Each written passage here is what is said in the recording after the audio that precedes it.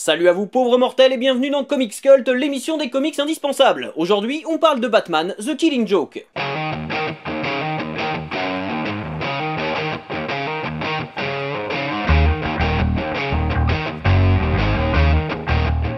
Nous sommes en 1988. Le dessinateur Brian Bolland propose à DC Comics de réaliser un roman graphique mettant en scène Batman et le Joker. Le scénariste Alan Moore, qui vient de connaître le succès avec Watchmen, est choisi pour écrire cette histoire, devant aussi servir d'origin story au Joker et s'inspirant en partie du récit The Man Behind the Red Hood, paru en 1951, qui décrivait déjà les origines du Joker.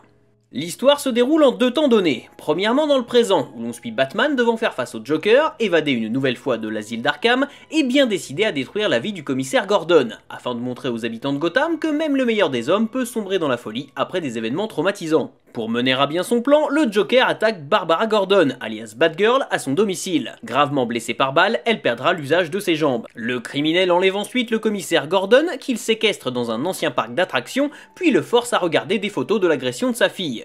Batman intervient et porte secours à Gordon.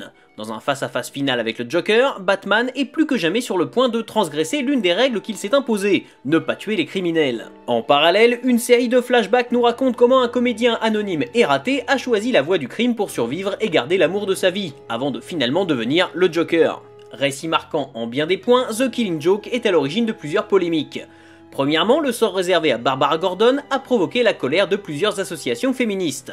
En effet, si le viol de la justicière est déjà largement suggéré sur les photos que le Joker montre au commissaire, la version originale prévue par Moore et dessinée par Bolland ne laissait aucun doute sur ce fait.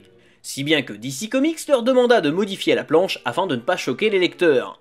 Cette violence gratuite et disproportionnée envers Barbara, qui sera traumatisée en plus d'être clouée dans une chaise roulante, fera l'objet de nombreux débats. Alan Moore lui-même regrettant d'être allé si loin dans son scénario. D'autre part, la question en suspens à la fin de The Killing Joke est de savoir si Batman tue ou non le Joker. Une question qui déchaîne les passions sur internet et à laquelle il existe pourtant une réponse. DC Comics a en effet décidé que The Killing Joke, malgré son statut de roman graphique, faisait bien partie de la continuité de son univers. Les événements qui se produisent dans cette histoire ont donc des répercussions sur les autres séries DC Comics. Le plus flagrant concerne évidemment Barbara Gordon, qui reste paralysée et devient Oracle. Si l'on considère que Batman tue le Joker à la fin de The Killing Joke, comme peut le laisser imaginer la fin ouverte de l'histoire, celui-ci n'aurait pas dû réapparaître sans explication. Or, on retrouve le super vilain dès décembre 1988 dans un autre récit majeur du Chevalier Noir, Un deuil dans la famille, dans lequel il assassine Jason Todd, le second Robin. Nous pouvons donc affirmer que malgré notre folle envie de voir Batman transgresser ses propres règles, il ne tue pas le Joker à la fin de Killing Joke. Récompensé par un Eisner Awards, The Killing Joke est un roman graphique puissant qui marquera tous ceux qui le liront. Classique absolu tant scénaristiquement que graphiquement, cette œuvre est incontournable pour tout fan de comics qui se respecte.